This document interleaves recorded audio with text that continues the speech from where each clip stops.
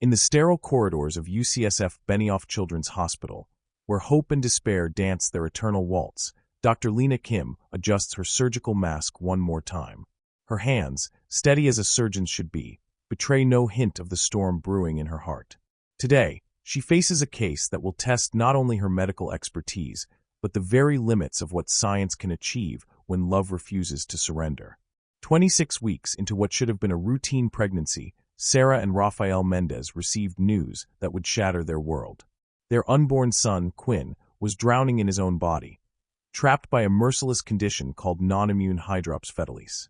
Fluid was accumulating around his tiny lungs, stealing his chance at life before he could even take his first breath. Dr. Kim, known in the hospital halls as Dr. Miracle for her lightning-fast hands and unwavering determination, had seen many cases like this. But there was something different about the Mendez family, a fierce love that burned brighter than fear, a hope that refused to be extinguished even when medical statistics painted the darkest picture imaginable. "Doctor, what are his chances?" Sarah's voice trembled as she clutched her husband's hand in the consultation room.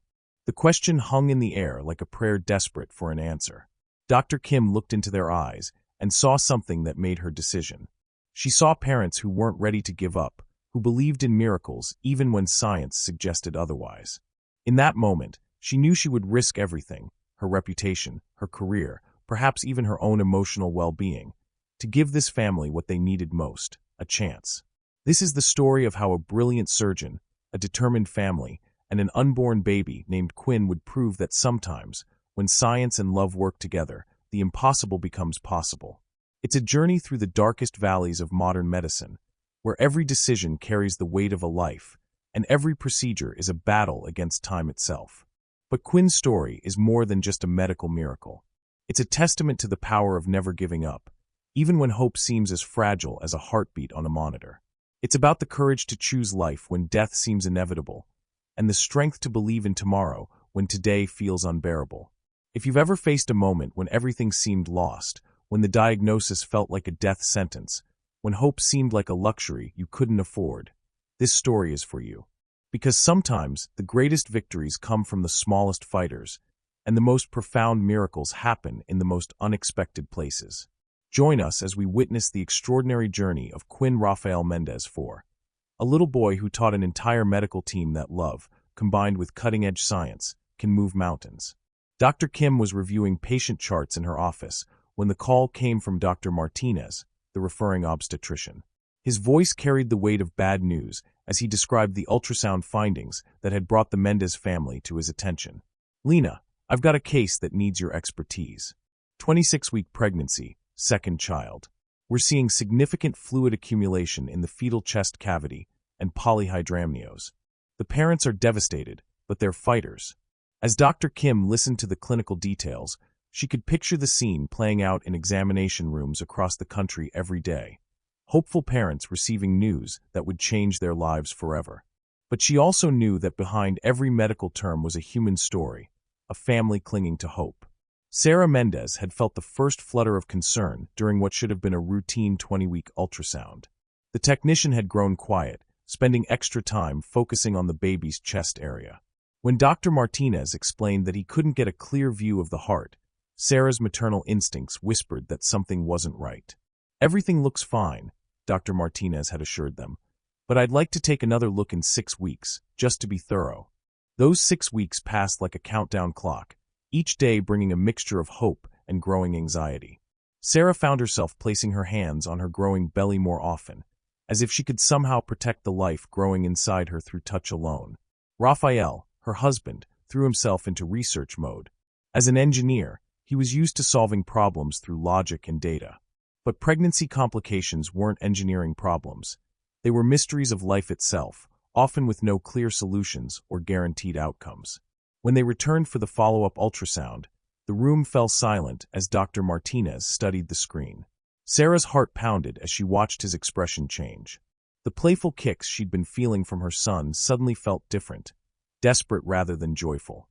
"There's a significant amount of fluid around the baby's lungs," Dr. Martinez explained gently. "And you have too much amniotic fluid. I'm referring you to a specialist immediately." The word "immediately" hit Sarah like a physical blow. In medical terms, immediate rarely meant good news. It meant urgent. It meant serious. It meant their son was in danger. That afternoon, in the maternal fetal medicine specialist's office, their worst fears were confirmed.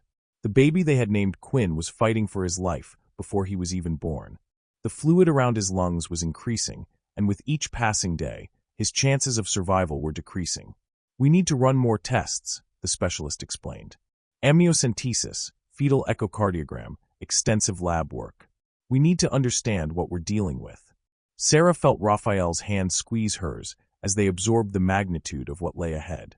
Their son's life hung in the balance, and they were about to embark on a medical journey that would test everything they believed about hope, science, and the power of love. But the hardest news was still to come, and Dr. Kim knew that when she met this family, she would be their last hope for bringing their son home alive. March 13th arrived with the cruel indifference that only calendar dates can possess. For the Mendez family, it marked exactly 1 week since their world had tilted off its axis. Sarah sat in the passenger seat of their car, one hand protectively cradling her belly while Raphael drove toward the hospital where their son's fate would be determined. Dr. Kim reviewed Quinn's case file one final time before the family's arrival. The images from the latest ultrasound painted a grim picture. The fluid in the baby's chest had increased dramatically, and now it was compressing his developing lungs. In medical terms, Quinn was diagnosed with non-immune hydrops fetalis, a condition with survival rates that made even seasoned physicians pause.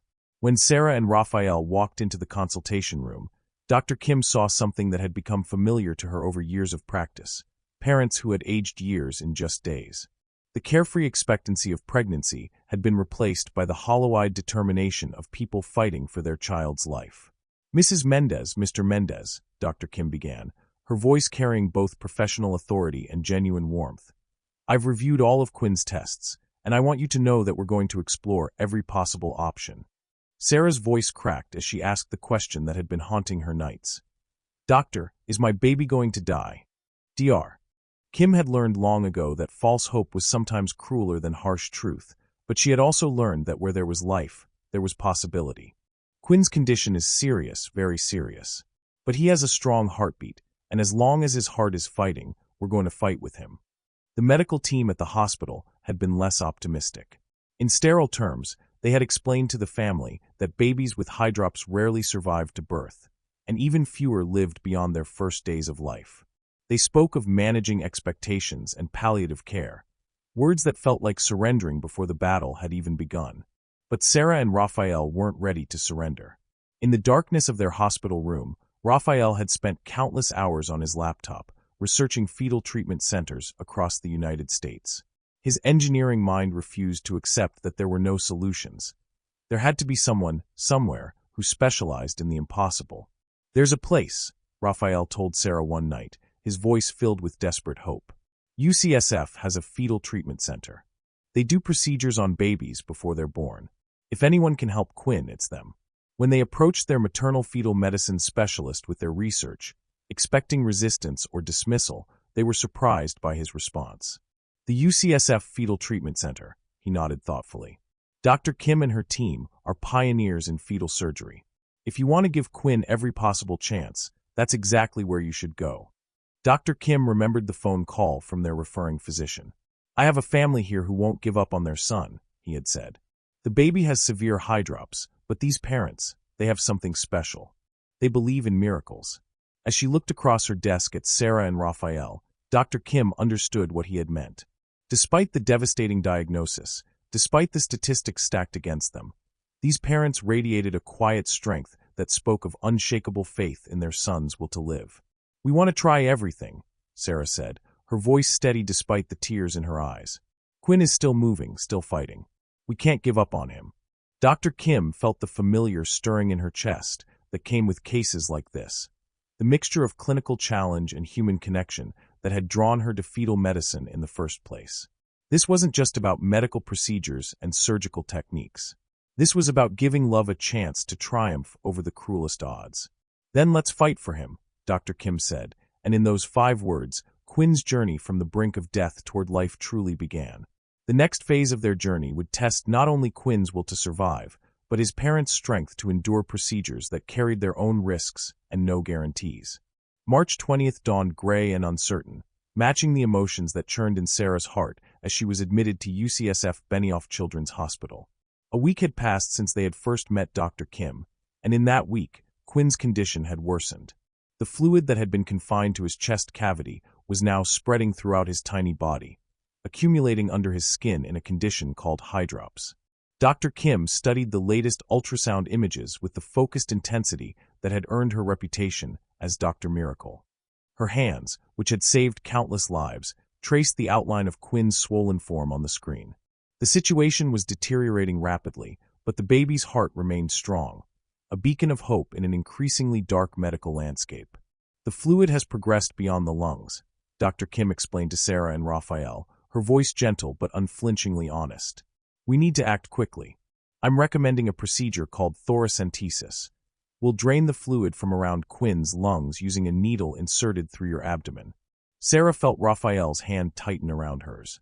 The idea of a needle being inserted into her baby's chest, even through her own belly, filled her with terror. But she also understood that doing nothing meant watching their son slowly suffocate in the fluid that was meant to protect him. What are the risks? Raphael asked, his engineering mind needing to understand all variables before making a decision. Dr. Kim appreciated his directness. Every procedure carries risk, but the risk of doing nothing is greater. Quinn's lungs need room to develop, and right now, the fluid is preventing that from happening. The procedure itself took place in an operating room that felt both incredibly advanced and starkly intimidating. Sarah lay on the table, her belly exposed and covered in ultrasound gel, while Dr. Kim and her team prepared for what would be the first of many interventions to save Quinn's life. I can see him, Dr. Kim murmured as she guided the needle with ultrasound precision. He's a fighter, this little one. Look at that heart rate. Indeed, Quinn's heart was beating steadily, as if he understood that a team of people was working to give him a chance at life. Sarah watched the monitor, tears streaming down her face, as she saw her son's tiny form responding to the procedure that was meant to help him breathe. The fluid that came out was sent immediately to the laboratory for analysis. If they could determine what was causing the hydrops, they might be able to treat the underlying condition. But as hours turned into days, the test results offered no clear answers. Quinn's hydrops remained idiopathic, meaning its cause was unknown. Worse still, within 48 hours, the fluid had returned. Quinn's body seemed determined to produce the very substance that threatened his survival. Dr. Kim found herself facing a dilemma that tested both her medical expertise and her emotional reserves. The thoracentesis worked temporarily, she explained to the anxious parents, but the fluid is accumulating again faster than we anticipated. We need to consider the next level of intervention. That next level was a thoracoamniotic shunt, a small tube that would be permanently placed in Quinn's chest to continuously drain the fluid into the amniotic sac. The procedure was more complex, carried more risks, but offered the possibility of giving Quinn's lungs the space they needed to develop. It's like giving him a permanent drainage system, Dr. Kim explained, using terms that would help Raphael's analytical mind grasp the concept. The shunt will allow the fluid to flow continuously rather than requiring repeated procedures. Sarah placed her hands on her belly, feeling Quinn's movements beneath her palms. Will it hurt him? He'll tolerate it well, Dr. Kim assured her. Babies in utero are remarkably resilient, and Quinn has already shown us he's a fighter. The decision to proceed felt both inevitable and terrifying. They were moving deeper into uncharted medical territory, where each intervention carried the weight of their son's future. But they had come too far to turn back now, and Quinn's strong heartbeat continued to pulse on the monitor like a drum calling them forward into battle. As they prepared for the shunt placement procedure, none of them could have predicted the complications that would soon transform their medical journey into an epic fight for survival. The operating room hummed with quiet tension as Dr. Kim prepared for what would be one of the most critical procedures in Quinn's prenatal journey. The thoracoamniotic shunt placement required precision that bordered on the miraculous, inserting a tiny drainage tube into a space smaller than a grape, guided only by ultrasound images and years of experience. Sarah lay on the surgical table, her hands clasped tightly together as she watched the ultrasound monitor. Raphael stood beside her, his eyes fixed on the grainy black and white image that showed their son suspended in the fluid that had become both his home and his prison. "I'm going to start with the right side," Dr. Kim announced to her surgical team. Her voice carried the calm authority that came from years of performing the impossible, but those who knew her well could detect the underlying intensity that marked her most challenging cases. The needle moved with surgical precision through Sarah's abdomen and into Quinn's chest cavity. On the ultrasound screen, they could see the baby's tiny form responding to the intervention, his heart rate remaining steady even as the medical team worked around him. "Perfect placement," one of the surgical residents murmured as the shunt slipped into position. The right side drainage system was working. Fluid began flowing immediately from Quinn's chest into the amniotic sac. But as Dr. Kim moved to place the second shunt on the left side, the procedure took an unexpected turn. Despite multiple attempts, despite adjustments in angle and approach, the left chest remained inaccessible. The anatomy was too complex, the space too small, the risks too great. "We're going to stop here," Dr. Kim announced after the fourth unsuccessful attempt. "The right shunt is working well, and I don't want to compromise what we've achieved by pushing too hard on the left side." Sarah felt a mixture of relief and concern as the procedure concluded. They had achieved partial success, but she couldn't shake the feeling that partial might not be enough for Quinn's survival. Over the following weeks, Sarah split her time between home and the hospital, attending weekly ultrasound appointments that had become the rhythm of their lives. Each session brought a mixture of hope and anxiety as they monitored Quinn's response to the intervention. The shunt was working, the right side of Quinn's chest remained clear of fluid. But the left side continued to accumulate fluid, and Quinn's overall condition remained precarious. Still, Dr. Kim found reasons for optimism in each scan. His heart remained strong, she would tell them week after week. And the right lung is developing well. We're giving him the best chance possible. At 30 weeks, their carefully managed routine was shattered when Sarah noticed she was leaking amniotic fluid. The symptom that might have been minor in a normal pregnancy took on ominous significance in their situation. "We need to admit you immediately," Dr. Kim explained during an emergency consultation. "With the shunt in place and Quinn's condition, we can't take any chances with premature rupture of membranes." Sarah's admission to the hospital marked the beginning of what would be the most intense phase of their journey. Every day that Quinn remained in utero was a victory, but every day also brought them closer to the moment when he would have to survive in the outside world. The medical team that surrounded them included neonatologists who specialized in the care of critically ill newborns, social workers who helped families navigate impossible decisions, and chaplains who offered spiritual support when medical hope seemed insufficient. "We want you to be prepared for all possibilities," the neonatologist explained gently. "Quinn will need immediate intensive care when he's born. We have the best team ready for him." But preparation for all possibilities meant confronting scenarios that no parent should have to imagine. Sarah and Raphael were given books about helping their 4-year-old daughter understand the potential loss of a sibling, literature that felt like planning for heartbreak. Despite the weight of uncertainty that pressed down on them, Sarah found strength in the small signs of Quinn's vitality. His kicks had grown weaker as the pregnancy progressed, but they hadn't stopped. On the monitor, his heart continued to beat with the determination that had carried him through every procedure so far. As April approached, everyone knew that Quinn's birth was imminent, and with it would come the ultimate test of whether love, science, and sheer determination could overcome the odds stacked against one tiny fighter. April 7th, 2012, began in the pre-dawn darkness that seemed to hold its breath with anticipation. At 31 weeks of pregnancy, Sarah felt the first contractions ripple through her body with an intensity that spoke of inevitability. After weeks of careful monitoring, Quinn had decided he was ready to face the world on his own terms. Dr. Kim received the call at 4:30 a.m. and arrived at the hospital to find Sarah already in active labor. The delivery room had been transformed into what looked more like a surgical suite than a birthing room. Incubators, ventilators, and every piece of equipment the neonatal intensive care team might need were standing ready. "This is it," Dr. Kim said quietly to Sarah as they prepared for the C-section that would bring Quinn into the world. "He's been fighting inside you for months. Now he gets to show us what he can do on his own." Raphael stood beside Sarah's head during the surgery, his hand gripping hers as they listened to the controlled chaos of medical professionals working to save their son's life. The moment Quinn emerged, the room fell into a silence that seemed to stretch for eternity. Quinn was not crying. His tiny body, weighing just 4 pounds, was blue and still. The hydrops that had threatened him in utero was now visible to the naked eye. His chest was distended with fluid, and his breathing was labored and irregular. "Beginning CPR," announced Dr. Sarah Quinn, the neonatologist who had been waiting for Quinn's arrival. What followed were 30 of the longest minutes of Sarah and Raphael's lives as the medical team worked to establish Quinn's breathing and stabilize his heart rate. Dr. Kim watched from her position at the surgical table, her own hands steady as she completed Sarah's surgery, but her heart racing as she observed the fight for Quinn's life happening just feet away. This was always the most challenging part of fetal medicine, watching as the babies she had fought to save transitioned from the protected environment of the womb to the harsh reality of independent life. "We have a heartbeat," Dr. Quinn announced, and the collective sigh of relief in the room was audible.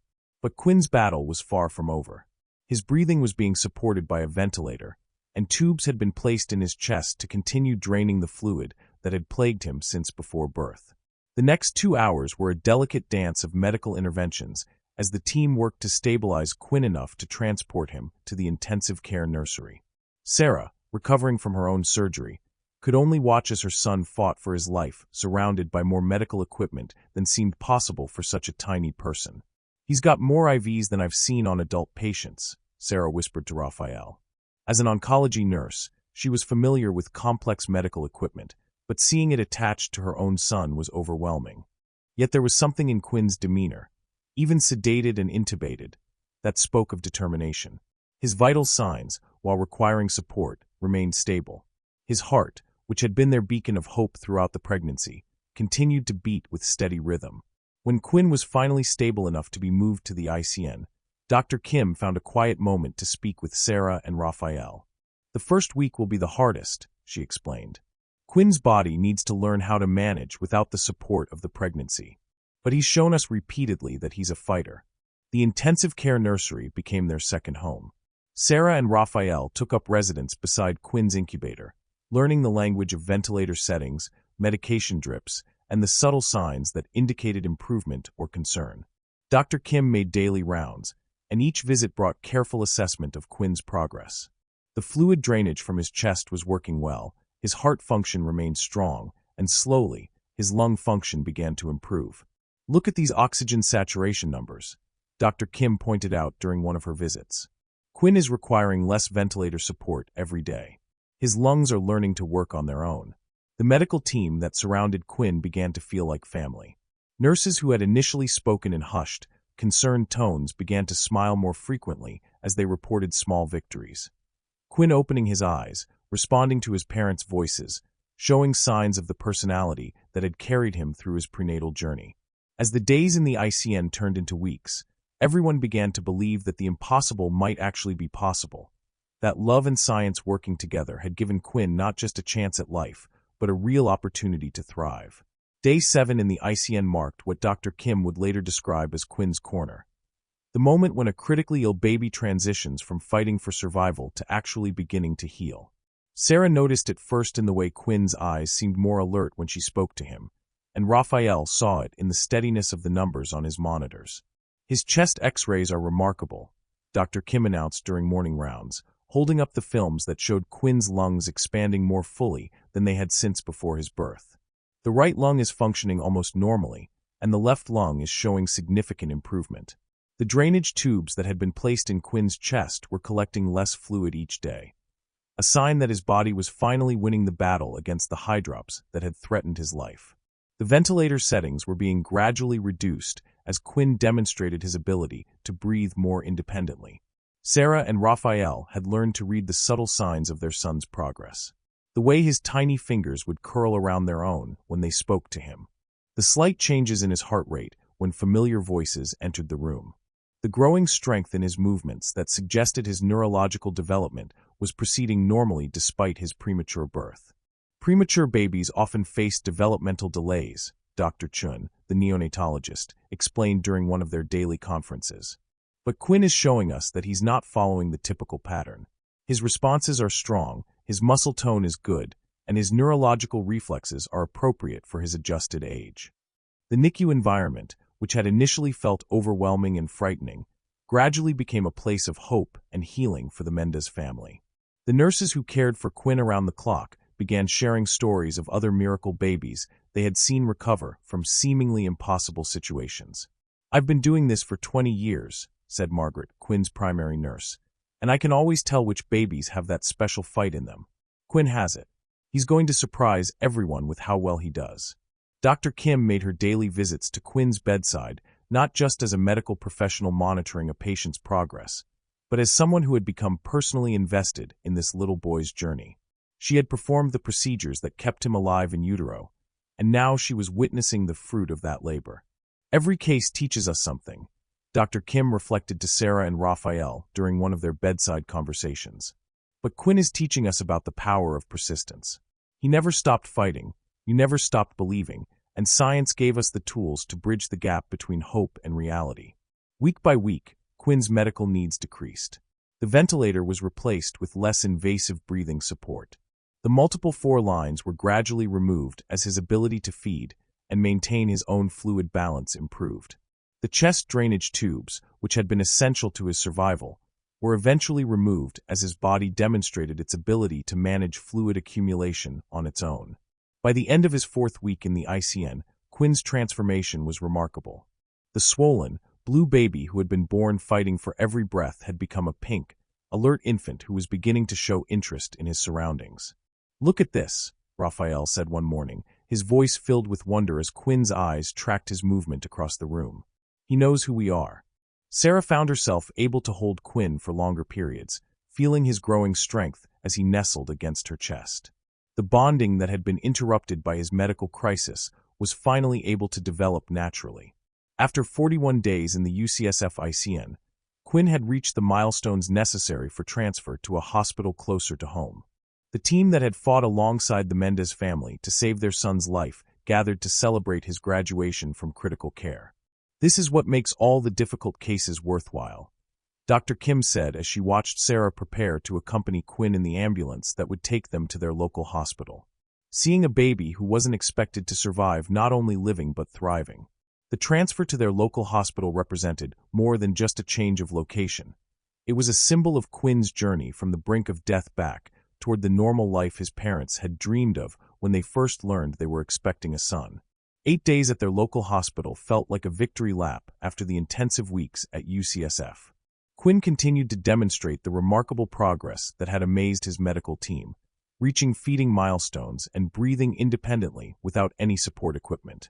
Dr. Kim made the drive to visit Quinn at his temporary hospital, wanting to see firsthand how her patient was adapting to the less intensive care environment. When she entered Quinn's room, she found Sarah holding her son while he took a bottle, a scene that would have been unimaginable just weeks earlier. "Dr. Kim." Sarah's face lit up with joy and gratitude. "Look at him. He's acting like a completely normal baby." Indeed, Quinn was demonstrating all the behaviors expected of a healthy infant. His color was pink and vibrant, his movements were strong and purposeful, and his appetite was excellent.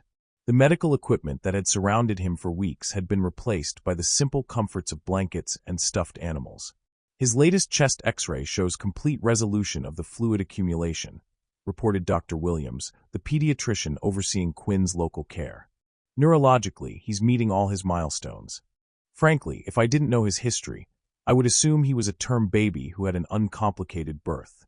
The discharge planning involved detailed instructions for Quinn's continued care at home, but these were the routine precautions taken with any premature baby rather than the complex medical management they had feared might be necessary. On May 25, 2012, exactly 11 weeks after that terrifying initial diagnosis, Sarah and Raphael walked out of the hospital carrying their son in their arms. Quinn, now weighing a healthy 6 pounds, looked like any other newborn going home to start his life. Dr. Kim had made a special trip to be present for Quinn's discharge, understanding that this moment represented the culmination of everything they had all worked toward. As she watched the family prepare to leave, she reflected on the journey that had brought them to this point. "You know," she said to Sarah and Raphael, "in all my years of fetal medicine, I've learned that the cases that seem most hopeless sometimes become our greatest success stories. Quinn taught us all something about the power of refusing to give up." Raphael, ever the engineer, had documented every step of Quinn's journey with photographs and detailed notes. "We want other families to know this is possible," he said.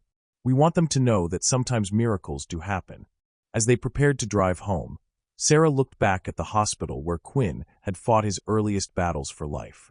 "Thank you," she whispered, knowing that words could never adequately express what the medical team had given them. Quinn slept peacefully in his car seat as they drove home, unaware that his journey had defied every statistical prediction and exceeded every medical expectation. At home, his 4-year-old sister was waiting to meet the brother she had been told might never come home. The reunion was everything Sarah and Raphael had dreamed of during those dark days when the outcome seemed uncertain. Their daughter, who had been prepared for the possibility of loss, instead welcomed a healthy baby brother who gurgled and cooed like any other newborn. Today, Quinn Rafael Mendez is living proof that the intersection of cutting-edge medical science and unwavering love can produce miracles that defy the most pessimistic predictions. He has grown into a healthy, vibrant child who meets every developmental milestone expected of children his age, with no lasting effects from his dramatic entry into the world. Dr. Kim continues her work at the UCSF Fetal Treatment Center, using Quinn's case as both inspiration and education for other families facing similar diagnoses. His medical records serve as a beacon of hope in her consultations with parents who are told their babies cannot survive. The Mendez family has become advocates for fetal treatment programs, sharing their story with other families who find themselves facing impossible medical situations. Their message is simple but powerful: never give up hope when love and science work together. Sarah often reflects on the moment when she first heard Quinn's diagnosis, remembering how the world seemed to stop spinning and hope seemed to vanish. "I thought we were being given a death sentence," she recalls.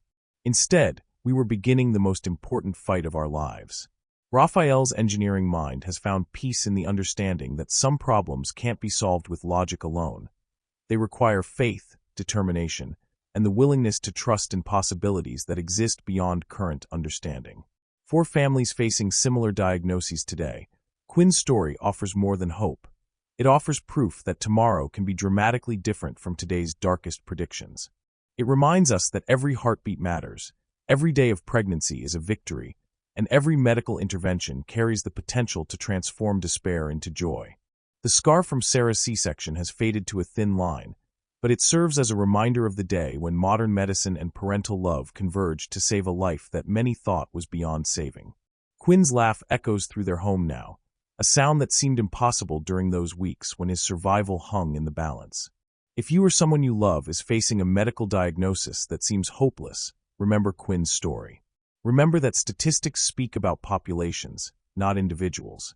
Remember that love refuses to surrender, science continues to advance, and sometimes the most profound miracles happen to those who dare to believe in tomorrow despite today's darkness. Because in the end, Quinn's journey reminds us that life itself is the greatest miracle of all, and it's worth fighting for with everything we have.